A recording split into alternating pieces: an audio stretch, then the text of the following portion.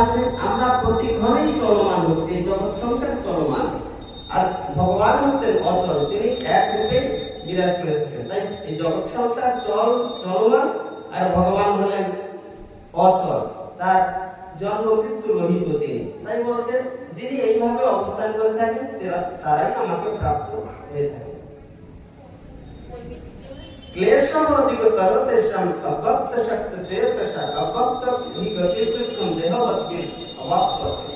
অর্থাৎ এই দেহধারী ব্যক্তির পক্ষে অব্যক্তের উপাসনা কষ্টসাধ্য হয়ে থাকে। অর্থাৎ এই যে ভগবানের উপাসনায় নির্গুণ নিরাকারে যারা ভজনা করে থাকেন তারা তাদের মন বুদ্ধি ইন্দ্রিয় সকলকে সংযত করে রাখতে হয়, অর্থাৎ জিতেন্দ্রিয় হতে হয়, এই দেহকে বশীভূত করতে হয়, এই সকল। কিন্তু যখন সাকারের ভজনা করা হয় তখন সাকারের ভজনায় আমাদের মন আমাদের কর্মের বেগ ভগবানের উপর সমর্পণ করা সম্ভব হয়ে থাকে।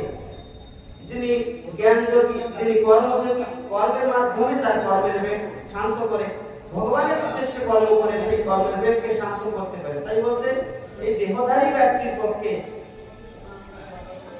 অব্যক্তের উপাসনা কষ্টসাধ্য হয়ে থাকে। যেহেতু সর্বাণী কর্মাণি ময়ি সন্ন্যাস সমর্পণা অনন্য এব যোগেন মাম ধারয়তি উপাসতে। যিনি সমস্ত কর্ম মনের দ্বারা আমাকে সমর্পণ করেন, নিত্য নিরন্তর ভজনা করে, নিত্য নিরন্তর আমার উপাসনা করে থাকেন, তাদের কি হয় না তেষামহং সমুদ্ধর্তা মৃত্যু সংসারে সাগর ভবামি রচিরাৎ পার্থ মায়া বেশিত চেতসা। যারা এইরূপ নিত্য নিরন্তর আমার উপাসনা করে, মনকে সকল কর্ম আমাকে সমর্পণ করে আমার উপাসনা করে, তাদের আমি এই মৃত্যুরূপ সংসার থেকে শীঘ্রই উদ্ধার করে দেব।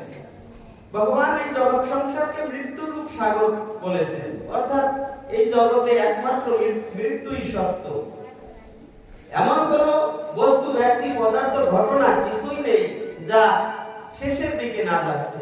যিনি সৃষ্টি হয়েছে তার সে বিনাশের দিকে প্রতি ক্ষণে ক্ষণে ধাবিত হচ্ছে, অর্থাৎ এই জগৎ হচ্ছে মৃত্যুর স্বরূপ। তাই বলছে যে এই যারা আমাকে নিত্য নিরন্তর আমার উপাসনা করে, আমাকে শ্রদ্ধাযুক্ত হয়ে আমার উপাসনা করে থাকেন, তাদেরকে আমি এই মৃত্যুরূপ সংসার থেকে অতি শীঘ্রই উদ্ধার করে থাকি। এই জগৎ হলো মৃত্যুরূপ সাগর। ভগবান এই সাধারণ মানুষের জন্য কি করে ভগবত ভক্তি লাভ করা যায় এবং ভগবানের শ্রীপাদ পদে আশ্রিত হওয়া যায় তার জন্য অতি সংক্ষেপ করে ধীরে ধীরে সংক্ষেপ করে বলছেন পরে চারটি শ্লোক। ময়েব মনো আধাৎসু ময়ি বুদ্ধিম নিবেশয় নিবেশস্য সীমায়েব অত ঊর্ধ্বম না সংশয়। যিনি আমাতে মন নিবেশ করে, যিনি আমাতে বুদ্ধি আমাতে সমর্পিত করে, তিনি আমাতেই বাস করে, এতে কোনো সন্দেহ নেই।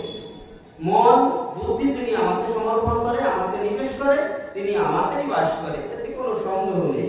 অর্থাৎ এই জগৎ হলো অনিত্য, আমরা সকল সময়ই অনিত্যের সঙ্গ করে আসছি। এই যে দেহ দেখা যাচ্ছে, এই দেহ অনিত্য।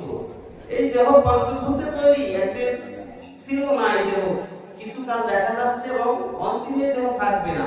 থাকবে সে আমার স্বরূপ, যা আমার জীবাত্মা, সেই আত্মাই যিনি কোনো কালে জন্ম নেয় না, নিত্য, তিনি শাশ্বত, প্রাচীন, অনাদি থেকে সেই আত্মা আমার আছে, এক দেহ থেকে আরেক দেহে প্রবেশ করে। যেরূপ দ্বিতীয় অধ্যায় বলেছে যে দেহিস্মিন যথা দেহে কৌমারম যৌবনম জরা তথা দেহান্তর প্রাপ্তি ধীরস্তত্র নমুপতি। এই মনুষ্যধারী এই মনুষ্য দেহে যেমন বাল্যাবস্থা আসে, যেমন যৌবন অবস্থা আসে, তারপর বৃদ্ধাবস্থা আসে, তদ্রূপ এই দেহান্তর প্রাপ্তিও একটা পর্যায়। অর্থাৎ আমরা যখন মনে করি এই দেহ আমার, তখনই আমার মৃত্যু হয়। এই দেহ আমার নয়, এই দেহের ভিতর এই দেহকে জীবাত্মার আশ্রিত এই দেহ। অর্থাৎ ভগবান বলছেন যে এই যে স্থূল শরীর দেখা যাচ্ছে এর থেকে বলবান হচ্ছে ইন্দ্রিয়, ইন্দ্রিয় থেকে বলবান আমার মন, মনের থেকে বলবান বুদ্ধি, বুদ্ধির থেকে বলবান হলো আমার সেই স্বরূপ।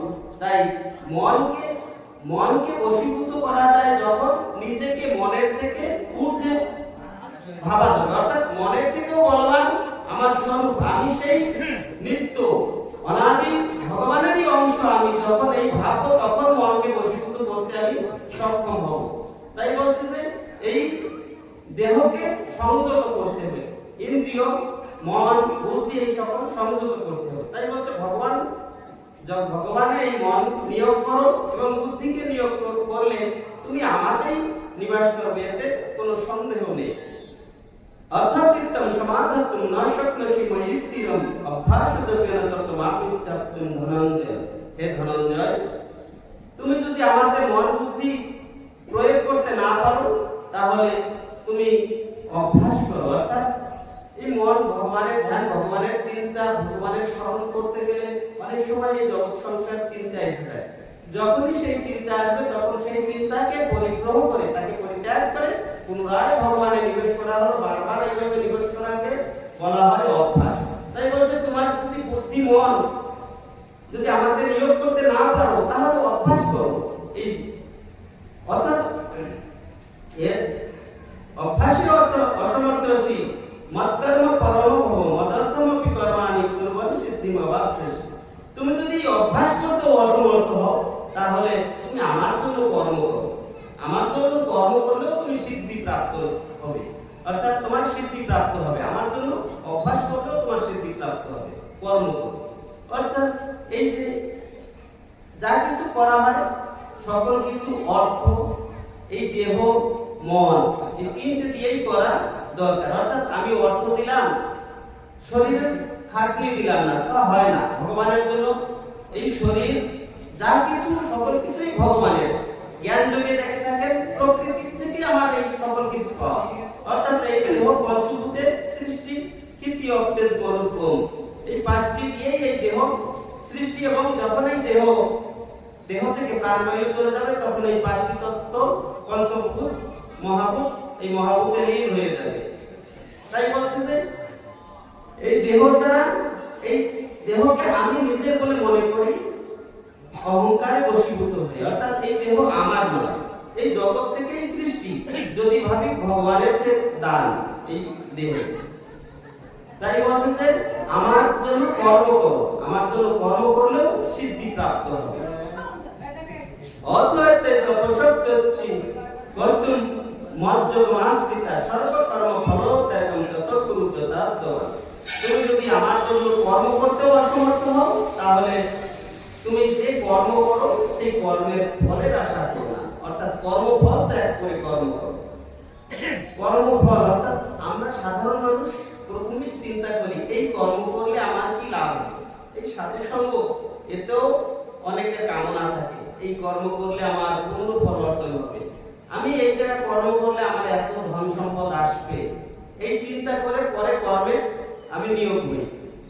তাই ভগবান বলছে যে তুমি যে কর্ম করো, তোমার সম্মুখে যে কর্ম উপস্থিত হয় সেই কর্ম তুমি ফলের আশা না রেখে তোমার পরিস্থিতি অনুসারে যে কর্ম আসে সেই কর্ম করো, ফল তোমার প্রাপ্ত হবেই। তুমি চাইলেও যে তোমার ভালো ফল হবে তেমন নয়। আমি যে আশা করি একটা কর্ম করি সেই আশা কর্মফল আমার প্রাপ্ত হয় না, কোনো কোনো সময় হয়, কোনো সময় হয় না। তাই ভগবান বলছে তুমি কর্ম করলে ফল আপনার থেকেই আসবে, তুমি সেই কর্মফলের আশা না রেখে কর্ম করো। তাই তৃতীয় অধ্যায় বলছে যে যজ্ঞার্থাৎ কর্মণ অন্যত্র লোকয়ং কর্মবন্ধন তদর্থ কর্ম কর্তে মুক্ত সমাজ। হে বন্ধু, যজ্ঞ ব্যতীত অন্য যে সকল কর্ম করা হয় তাই হলো এই লোকেরই বন্ধন। ফলের আশা নিয়ে কর্ম করলে এই বন্ধন আমাদের নিশ্চিত। এই জগতের আশা যদি আমার যতদিন থাকবে ততদিন এই জগতে আমাকে আসতে হবে। তাই এই গুণে অর্থাৎ সত রজতম গুণকে অতিক্রম করে সেই ঊর্ধ্বে উঠতে হবে। তাই বলছে যে যজ্ঞ বলে হোম যজ্ঞ যেটা আমরা করে থাকি, কাষ্ঠ সমিত বলা হয়, সমিত ঘৃত পত্র যা দিয়ে আমরা যজ্ঞ করি সেটাও একটা যজ্ঞ। যদি অপরের মঙ্গলার্থে যদি কিছু করা হয় সেটাও যজ্ঞ। আর যজ্ঞকে নিষ্কাম ভাবে যে কর্ম করা হয় সকল কিছুই যজ্ঞ। নিষ্কাম অর্থাৎ যে কামনায় যে কার্যে আমার কোনো আশা না থাকে তাই হলো নিষ্কাম। তাই বলছে নিষ্কাম কর্মযোগের আচরণই হলো আমি লেখাপড়া শিখে পরের হিতার্থে, পরের ভালোর জন্য যে কোনো কর্ম করা হয় তাই হলো যজ্ঞ। তাই বলছে যজ্ঞ বলতে আর যত কর্ম তা হচ্ছে নিজের জন্য করা হয়। তাই নিজের জন্য কর্ম করলে তা হয় বন্ধনের কারণ। তাই বলছে শ্রেয়ই জ্ঞানম অভ্যাসাৎ জ্ঞানম ধ্যানম বিশিষ্যতে ধ্যানাৎ কর্ম ফলত্যাগম ত্যাগাচ্ছন্তি অনন্তর। শ্রেয় জ্ঞানম অভ্যাসের থেকে জ্ঞান শ্রেষ্ঠ, জ্ঞানের থেকে ধ্যান শ্রেষ্ঠ, ধ্যানের থেকে কর্মফল শ্রেষ্ঠ, কর্মফল ত্যাগ শ্রেষ্ঠ, এবং কর্মফল ত্যাগে সেই অনন্ত শান্তি, সেই পরম শান্তি, অক্ষয় সুখ, পরমানন্দ প্রাপ্ত হয়ে থাকে। অদ্দেষ্টা সর্বভূতেন মৈত্রীকরণ এব চ নির্মম নিরহংকার সর্ব সুখ দুঃখী কমি সন্তুষ্টম সতত যোগী যথার্থ প্রিয় নিশ্চয় মায়াত্মিক মনোবৃত্তি মদভক্ত যা সময়ে প্রিয়। অদ্দেষ্টা যার কোনো দেশ নেই, মৈত্রী মিত্র ভাব, করুণ দয়ালু, নির্মম মমত্বহীন, অহংকার শূন্য, সুখ দুঃখে সমভাবাপন্ন, যিনি নিজ চিত্ত বশীভূত করেছেন এবং জিতাত্মা, নিজেকে জয় করেছেন।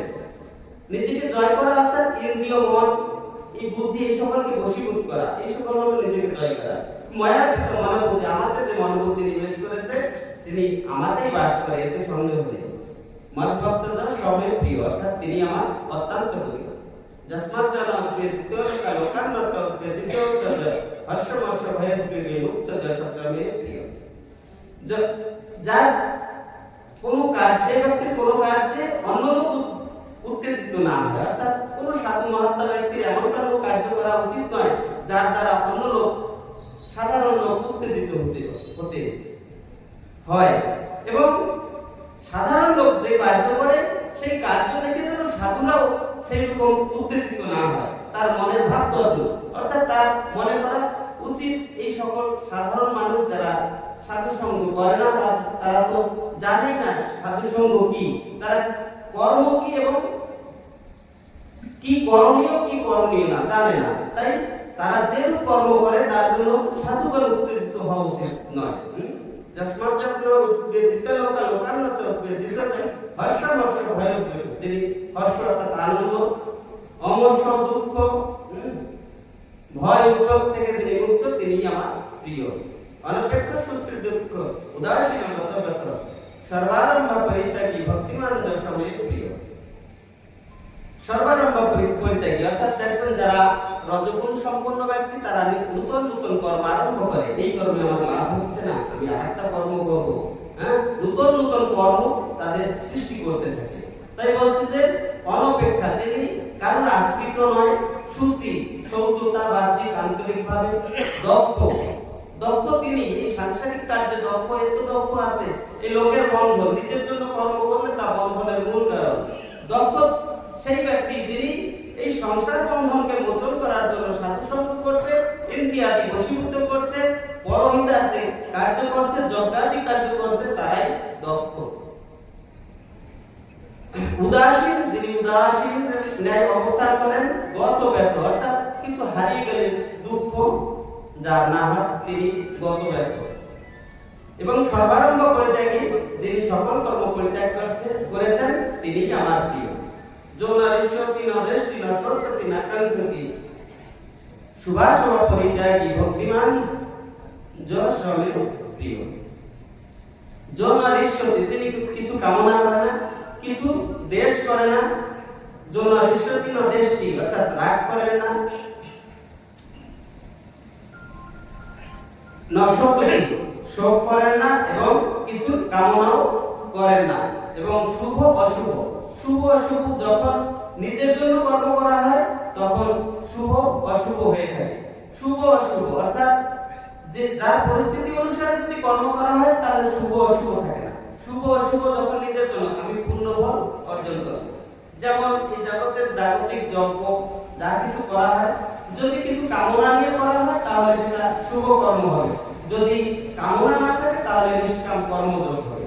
আমি এই জাগতিক সুখ স্বাচ্ছন্দ্য ত্যাগ করে ব্রত যজ্ঞ ইত্যাদি যদি করি, ঠাকুর আমি যেন স্বর্গলোক প্রাপ্ত হই এবং স্বর্গসুখ প্রাপ্ত হই, সেখানে স্বর্গের সুখ যেন আমি ভোগ করতে পারি। এই আশা নিয়ে যদি কেউ ব্রত, যজ্ঞ, এই সকল কোন দেব দেবীর পূজা করে থাকে, তাহলে তিনি নিজের জন্য করছে, অর্থাৎ সেই স্বর্গলোক, দেবলোক যেখানে কামনা করে থাকে, সেইখানে তার পূর্ণ ফল যতদিন থাকে ততদিন সেখানে সেই পূর্ণ ফল ভোগ করে পুনরায় আবার এই মৃত্যুলোকে ফিরে আসতে হয়। তাই বলছে যে যিনি শুভ অশুভ, যার কোনো কামনা বাসনা নেই, তার শুভ বলেও কিছু নেই, অশুভ বলেও কিছু নেই। তাই যিনি এই শুভ অশুভ সকল কিছু ত্যাগ করেছেন, তিনিই আমার প্রিয়। সমসত্রে চ মিত্রে চ তথা মানয় শীতোষ্ণ দুঃখেষ সমসঙ্গ বর্জিত নির্ভয়ে সর্বভূতেষু সন্তুষ্ট যেন কেনচিৎ অনিকেত স্থিরমূর্তি ভক্তিমান ব্যক্তি যা শত্রু মিত্র সমান, শীত উষ্ণ অর্থাৎ অনুকূল পরিস্থিতি, প্রতিকূল পরিস্থিতি, যার সকল কিছুই সমান। অনুকূল পরিস্থিতি হচ্ছে আমার মন যেরূপ চায় সেই পরিস্থিতি যদি আসে তাহলে আমার আনন্দ হয়, আর মনের বিপরীত যদি পরিস্থিতি আসে তাহলে দুঃখ হয়ে থাকে। এবং যে পরিস্থিতিতে আছি সেই পরিস্থিতিতেই সন্তুষ্ট থাকা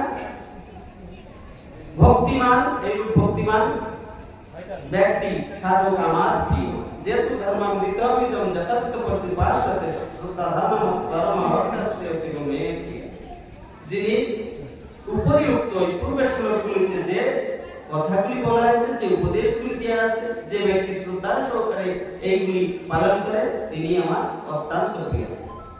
ভক্তাস্তে প্রিয়, সেই ভক্ত আমার অত্যন্ত প্রিয়। ওম তৎসৎ। শ্রীমদ্ ভাগবত গীতা উপনিষদ ব্রহ্মবিদ্যায় যোগশাস্ত্র শ্রীকৃষ্ণ অর্জুন সংবাদে ভক্তি যোগ নমো দ্বাদশ অধ্যায়। এইভাবে ওম তৎসৎ ভগবানের এই নাম উচ্চারণ পূর্বক ব্রহ্মবিদ্যা তথা যোগশাস্ত্রময় শ্রীমদ্ ভাগবত গীতা উপনিষদ শ্রীকৃষ্ণ অর্জুন সংবাদে ভক্তি যোগ নাম দ্বাদশ অধ্যায় সমাপ্ত হলো। ওম শ্রী পরমাত্মা শ্রীমদ্ ভাগবত গীতা অথ গীতা মাহাত্ম্য সংক্ষেপে বলে দিচ্ছি। শ্রী ভগবান বাচ গীতা মে হৃদয়ম পার্থ গীতা মে সারমুক্তমং গীতা মে জ্ঞানমুদ্রম গীতা মে জ্ঞানমুক্তয়ম গীতা মে চোত্তমং স্থানম গীতা মে পরমং পদম গীতা মে পরমং গুরুজং গীতা মে পরমাগু গীতাশ্রয়ং তিষ্ঠামি গীতা মে পরমং গৃহম গীতা জ্ঞানম সমাশ্রিত ত্রিলোকীং পালয়ামহম গীতা মে পরমাবিদ্যা ব্রহ্মরূপং সংশয় অর্ধমাত্র খরানিত্যমনির্বচ্চ পদাত্মিকা গীতা নামানি বক্ষানি গুজ্জানি শৃণু পাণ্ডব কীর্তনাৎ সর্ব পাপানি বিলয়ন্তি তৎক্ষণাৎ। শ্রী ভগবান বলেন, হে পার্থ, গীতাই আমার হৃদয়, গীতাই আমার সার পদার্থ, গীতাই আমার উত্তম জ্ঞান, গীতাই আমার অবিনাশী জ্ঞান, গীতাই আমার উত্তম স্থান, গীতাই আমার পরম পদ, গীতাই আমার পরম গোপনীয় রহস্য, গীতাই আমার পরম গুরু। এই গীতাকে আশ্রয় করে আমি থাকি, গীতাই আমার পরম প্রিয়। এই গীতা জ্ঞান অবলম্বন করে আমি ত্রিলোক পালন করে থাকি। গীতা পরমাবিদ্যা ব্রহ্মরূপা, এতে সন্দেহ নেই। গীতা অর্ধমাত্র অক্ষর বিশিষ্ট নিত্য অনির্বচ্য পদ সমন্বিতা। হে পাণ্ডব, গীতায় কতগুলি গুহ্য নাম আছে, সেই গুহ্য নামগুলি যদি কেউ ভক্তি সহকারে কীর্তন করে, তাহলে তিনি তৎক্ষণাৎ সর্ব পাপ হইতে মুক্ত হইয়া থাকে। ওম গঙ্গা গীতা চ সাবিত্রী সীতা